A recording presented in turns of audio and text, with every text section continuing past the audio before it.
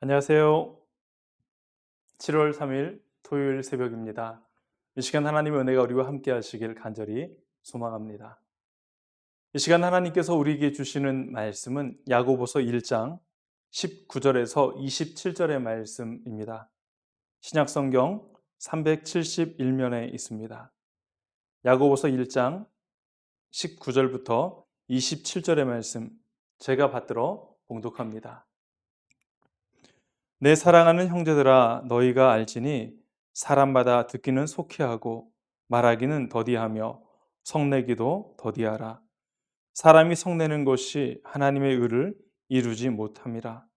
그러므로 모든 더러운 것과 넘치는 악을 내버리고 너희 영혼을 능히 구원할 바 마음에 심어진 말씀을 온유함으로 받으라. 너희는 말씀을 행하는 자가 되고 듣기만 하여 자신을 속이는 자가 되지 말라. 누구든지 말씀을 듣고 행하지 아니하면 그는 거울로 자신의 생긴 얼굴을 보는 사람과 같아서 제 자신을 보고 가서 그 모습이 어떠했는지를 곧 잊어버리거니와 자유롭게 하는 온전한 율법을 들여다보고 있는 자는 듣고 잊어버리는 자가 아니요 실천하는 자니 이 사람은 그 행하는 일에 복을 받으리라. 누구든지 스스로 경건하다 생각하며 자기 혀를 제갈 물리지 아니하고 자기 마음을 속이면 그 사람의 경건은 헛것이라. 하나님 아버지 앞에서 정결하고 더러움이 없는 경건은 곧 고아와 과부를 그 환난 중에서 돌보고 또 자기를 지켜 새 속에 물들지 아니하는 그것이니라. 아멘. 오늘 본문은 의로운 삶이 무엇인가에 대해서 이야기를 나누고 있습니다. 또한 그것을 어떻게 이루어가는지 여러 가지 상황을 통해 설명하고 있지요. 1장 전반부는 성도들이 처한 외적인 상황들, 시험과 핍박 속에서 어떻게 살아야 하는가를 말하고 있다면 오늘 본문은 내적인 성숙과 삶의 변화를 통한 신앙의 삶이 무엇인가를 다루고 있습니다. 19절의 말씀입니다. 내 사랑하는 형제들아 너희가 알지니 사람마다 듣기는 속히 하고 말하기는 더디하며 성내기도 더디하라. 듣기를 먼저 하고 그것으로 상황과 정보를 파악하고 말씀에 비추어서 신중하게 행동하라는 권면입니다. 경우에 합당한 말은 분노를 쉬게 하지만 그렇지 않을 경우 더욱더 분을 부추기는 결과를 가져오지요. 자세히 듣지 않으면 경솔하고 섣부르게 판단을 하게 되고 그 말로 인해 상대방의 화를 돋구거나 화가 난 상대방을 보면서 자신이 화를 내는 경우가 있습니다. 이러한 모든 것은 서로에게 무익한 것이다 라고 말하고 있지요. 왜 그것이 무익한지 20절에서 설명하고 있습니다. 20절의 말씀인데 우리 같이 한번 읽어보겠습니다. 사람의 성내는 것이 하나님의 의를 이루지 못함이라. 아멘. 성내는 사람이 되지 말아야 할 이유는 하나님의 의를 이루지 못하기 때문입니다. 여기에서 하나님의 의란 우리에게 주신 언약과 말씀 안에서 하나님이 우리에게 기대하는 바를 실천하며 살아가는 삶의 과정을 의미합니다. 하나님의 의는 그냥 무엇인가 단회적인 것이 아니라 하나님의 말씀을 기억하고 하나님 원하시는 바를 이루기 위해 삶의 자리에서 살아가는 모든 과정이 하나님의 의, 하나님의 의를 이루는 것이라고 이야기할 수 있습니다. 그러하기에 단회적이고 일회적인 사건이 아니라 지속적으로 유지해야 하는 현재 진행적인 특성을 가지고 있죠.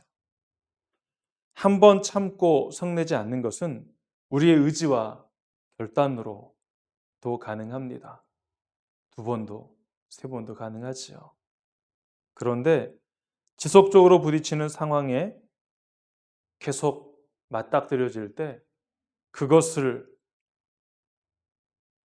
그 안에서 분노하지 않고 용서하는 것은 하나님의 도우심이 없이는 불가능하다는 것이지요. 우리는 성경에 1만 달란트의 빚을 탕감받는 사람의 비유를 잘 알고 있습니다. 그 탕감받은 비유에 앞서 베드로가 질문을 하죠. 형제가 나에게 죄를 지으면 얼마만큼 용서해야 됩니까? 라고 묻습니다. 그때 예수님은 70번씩 7번이라도 하라 라고 말씀을 하시죠. 70번씩 7번, 숫자적으로 490번이 아니라 계속적으로 용서하라는 말씀입니다. 반복되는 상황 속에서 화를 내지 않고 지속적으로 용서하며 다시 한 번의 기회를 주는 것, 그것은 하나님의 도우심이, 하나님의 은혜가 꼭 필요하지요. 야고보는 이러한 은혜가 필요한 사랑하는 형제들에게 듣기는 속히 하라라고 말하고 있습니다. 은혜를 받기 위해 우리가 들어야 할 것은 여러분 사람들의 말이 아니에요. 바로 하나님의 말씀입니다. 당시 야고보서를 읽고 있는 독자들은 흩어진 유대인들이었습니다. 그들은 유일신 하나님을 믿는다는 것으로 예수를 그리스도로 고백한다는 것으로 외적인 핍박과 시험을 당했던 사람들이었습니다. 핍박과 시험이 가득한 세상을 사랑하는 형제들에게 야고보가 진정으로 들려주고 싶었던 것은 형제들 안에 있는 그 마음속에 심겨진 하나님의 말씀이 있다라는 사실을 그들에게 알려주고 싶었습니다. 21절 후반부인데요. 한번 눈으로 찾아보시길 바랍니다. 너희 영혼을 능히 구원할 바 마음에 심어진 말씀을 온유함으로 받으라. 아멘. 하나님은 우리의 마음에 구원의 말씀을 심어 놓으셨습니다. 이제 우리는 그 말씀을 두려워하죠. 단순히 귀에 이어폰을 꽂고 듣는다는 것을 의미하지 않습니다. 깊이 있게 사고하고 묵상하며 그것을 삶으로 실천해 나아가는 것을 듣는 것이다 라고 말을 하고 있습니다. 말씀이 우리의 삶 속에 체화되어진다라는 것에는 몇 가지 현상이 있습니다. 먼저는 더러운 것과 악은 버리는 것이죠. 더러운 것과 악은 세상에 속한 것입니다. 성도는 이미 세상에서 건짐을 받은 새로운 사람들, 그래서 그들은 새로운 방식으로 말씀을 대하고 하나님과의 관계를 맺는데 집중해야 된다는 것이지요. 그리고 27절의 말씀처럼 자기를 지켜 세속에 물들지 않게 하는 것이 더러운 것과 악을 버리는 것을 의미합니다. 두 번째는 행하는 자가 되는 것입니다. 행하다라는 것은 일회적인 행위가 아니라 행하는 상태가 되라는 지속적인 삶에 대한 이야기입니다.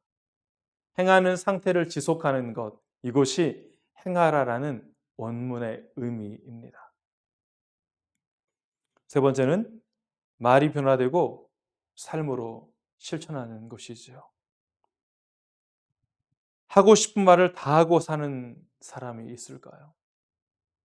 여러분, 하고 싶은 말을 다 하고 사는 사람은 아주 용감한 사람이거나 아주 어리석은 사람입니다. 어떤 말을 하며 살아야 될까요?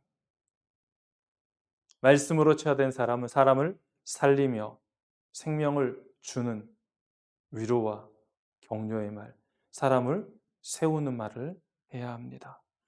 하나님의 말씀이 우리를 살리듯이 우리의 말이 사람을 살리는데 사용되어야 된다는 것이죠. 더불어 우리의 손과 발도 바로 그렇게 하나님의 필요가 있는 그곳으로 향하여 나아갈 때 그것이 체화되었다라고 이야기할 수 있습니다. 모두가 힘들고 지쳐가는 코로나의 상황 속에서 교회가 힘이 되고 위로가 되어야 하는데 오히려 사람들에게 비방과 조롱을 받고 있습니다. 눈에 보이는 시련과 핍박은 없지만 사람들의 마음속에 교회에 대한 거부감이 생겨나는 것은 사실이지요. 복음의 능력은 여러분 말에 있지 않습니다. 행함에 있습니다. 야고보는 복음의 능력이 나타나는 의로운 삶은 변화를 동반한다라고 우리에게 누누이 말합니다. 우리의 귀는 하나님의 말씀에 귀를 기울여야 하고 우리의 입은 사람을 살리는 말을 해야 하며 우리의 손과 발은 우리가 만나고 우리가 거하는 그 땅에서 우리의 도움을 필요로 하는 이들을 향해 속히 나아가야 하는 것입니다. 이것이 바로 하나님의 의를 이루는 것입니다. 우리 앞에 놓여진 삶의 난관이 여전히 있고 우리의 심령 속에 심겨진 하나님의 말씀 또한 우리 안에 있습니다. 삶의 난관도 있고 하나님의 말씀도 있다는 것은 우리가 삶의 난관을 처할 때마다 하나님의 말씀을 통해 그것들을 극복하고 이겨내라는 의미이지요. 하나님은 오늘도 우리가 가야 할 길을 비춰주시며 우리가 가야 할 그 길에 힘을 더하여 주시는 분이십니다.